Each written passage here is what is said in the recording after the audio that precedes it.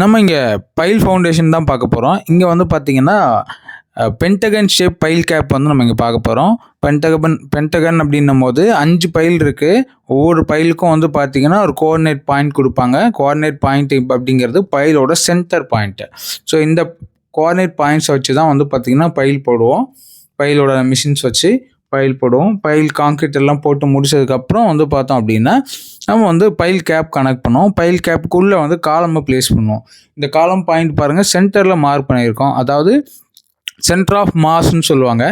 இந்த 5 பைலுக்கும் நம்ம ஒரு காலம் செட் பண்ணோம் அப்படின்னா அந்த காலம் வழியாக வர லோடு வந்து 5 பைலுக்கும் ஈக்குவலாக டிஸ்ட்ரிபியூட் ஆகிற மாதிரி இருக்க பாயிண்ட் தான் சென்டர் ஆஃப் மாஸ்ன்னு சொல்லுவோம்.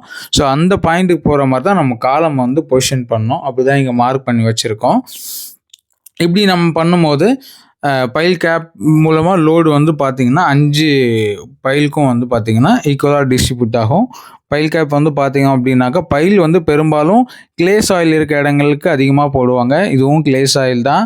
வேளச்சேரி நேர்வே ராம்நகரில் நம்ம இது பண்ணிகிட்ருக்கோம்.